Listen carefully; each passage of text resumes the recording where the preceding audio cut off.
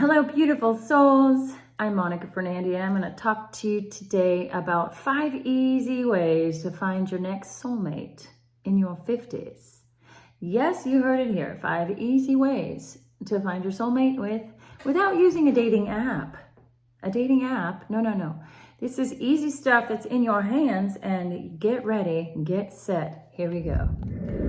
First of all, number 1, do know this. 50 is like the new 30. So many of my clients that are 50 plus are finding more love, more vibrant energy in love on the daily, with or without a soulmate, because they're learning how to really tap into their gold, their liquid gold, their soulmate soul. So you are the awakened soulmate when you can open your eyes to see that first in yourself and then to attract another.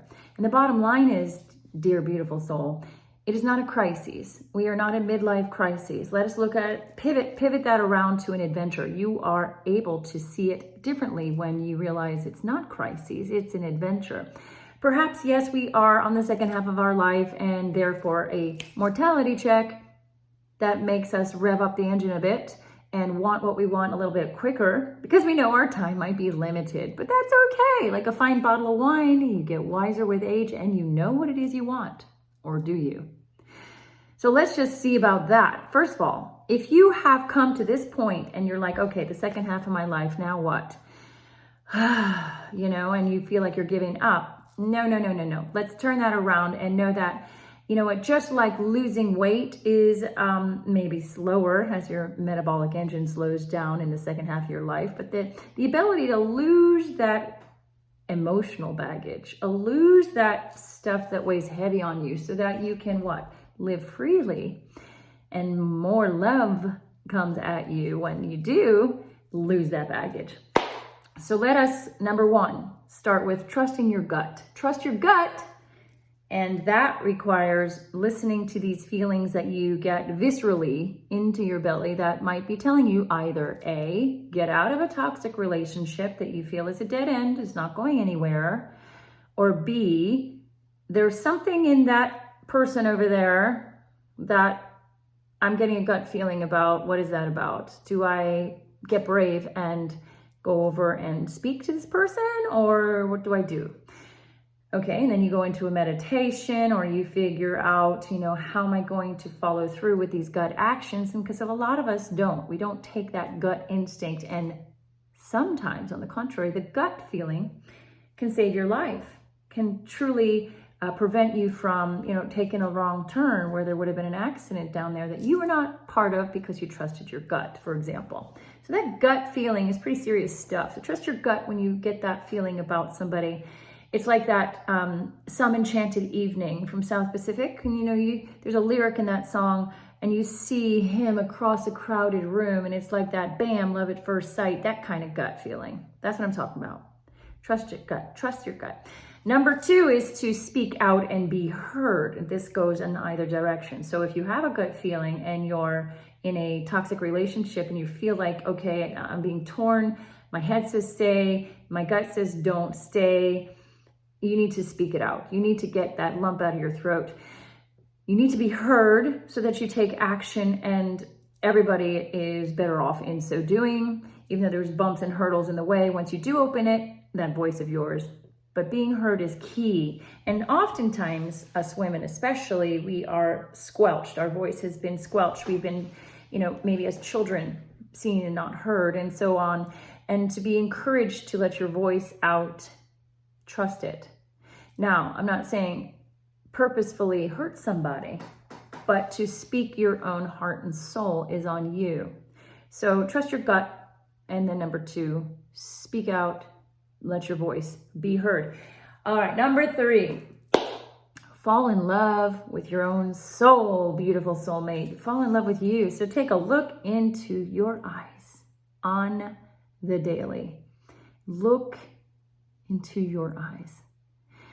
In there, under all of that beautiful humanness is that soul, that eternal life, that spark which touches another soul, whether it is a soul sister, soul mister, and engages in that lifting up to the next level, soul to soul. But if you don't see that spark in your eyes and then in your own soul, and to understand that you were born into your body for this grander purpose, that alone is a love affair with your soul, not the ego. I'm talking the soul. That which comes back again if we have a karmic lesson to learn. I believe I'm an old soul. I have had other lives, and that's my philosophy. There are people that you know in your life that you're like, I know I have danced this dance with you before, and perhaps this next life, maybe this life with your soulmate, you've met in another life before. You've danced together, and it might not have been in a romantic way, but you came here through this life to continue and evolve, help each other's souls evolve. But starts with you falling in love with your beautiful soul and relish the fact that another soul, another heart, another person is touched just by knowing you, regardless of all that ego stuff and regardless of all the stuff that causes conflict in the human condition. Let us look at each other soul to soul, raw and naked, in this beautiful life that you've been blessed with, soul to soul. Fall in love with your soul. And then moving on, we are accepting, accept the amazing body that your soul is in right now. 50 years plus, even a 40-year-old that says, oh no, I'm too old to meet somebody new. Pish posh. Never too old, here to love more than one.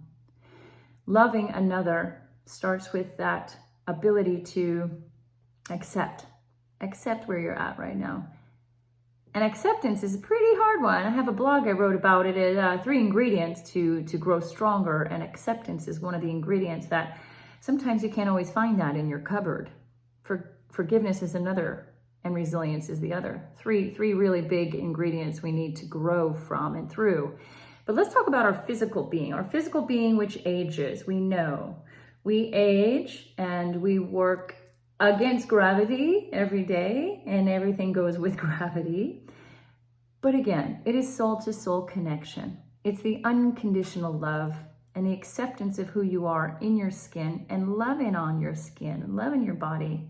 It is so easy to get caught up in it. And oh gosh, I can't bear my skin, my body to another. I mean, I haven't been with a man in years, or I haven't made love to a woman in a long time. What will she think about? You name it, you fill in the blank. Let it go. Let's get connected at a deeper level and understand that's where we're at now at this point in our lives. It might have taken us a few decades to understand that depth of meaning, but you get over that acceptance when you do. So once you've fallen in love with your own soul, and then you learn to accept, and you can laugh and giggle. Life is about to be, full of joy because there's struggle, right? It's a given. So let us find some joy in that. It's a little bit of age. Age happens, but we can laugh together. And then finally, here it is. The last thing, number 5, as we write down 5 to 10 good qualities about yourself. Well, so when you meet a new person and you get to know each other, whether it's just to have coffee and you're kind of feeling you're getting a vibe, you might know from get-go that it's not going to work. You might know that, or you might feel like you might feel like it's the one, but that other person's like, no, it's not. That's all up in your head.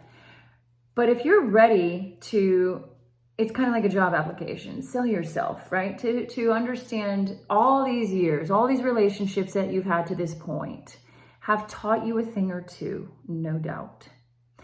And if nothing else, if you don't have the answers within you about some 5 to 10 good qualities that are integrity and honesty and love and what, I'm a good cook, basic stuff, deep stuff, whatever it is, if it's not your truth, ask your sister, soul sister, a friend.